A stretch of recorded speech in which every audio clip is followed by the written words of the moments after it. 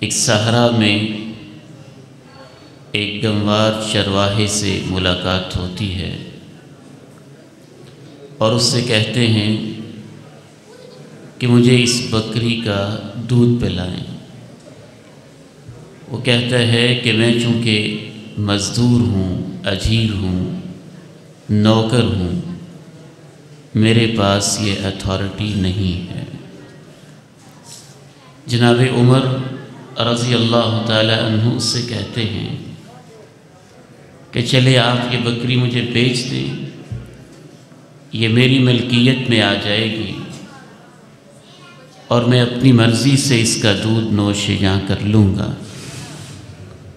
وہ کہتا ہے کہ میں آپ کو بتا چکا ہوں کہ میں تو عرب کا چرواہا ہوں، مالک کوئی اور ہے۔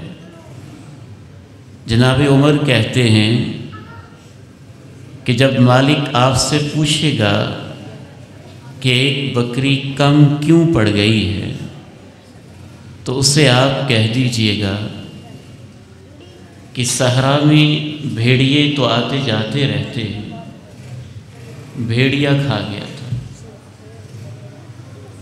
وہ چرواہا جواب دیتا ہے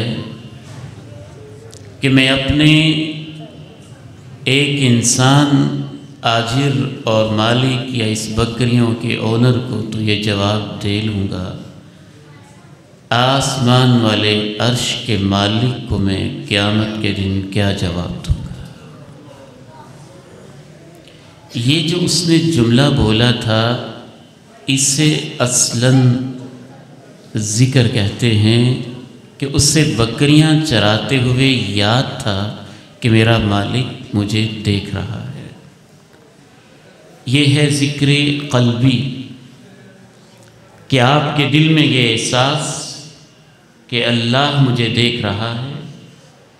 بکریاں چراتے ہوئے، دودھ دوتے ہوئے، ٹیچنگ کرتے ہوئے، درس دیتے ہوئے، درس سنتے ہوئے، رکوع میں، سجود میں، قیام میں، اتحیات میں، گلی میں، کوچہ میں، بازار میں، دفتر میں، کورٹ میں، کچہری میں، کونے میں، گھر کے صحن، ڈرائنگ روم اور بیڈ روم میں جب یہ فیلنگز اور احساسات پیدا ہو جائیں تو اس احساس کو ہی ذکر قلبی کہتے ہیں۔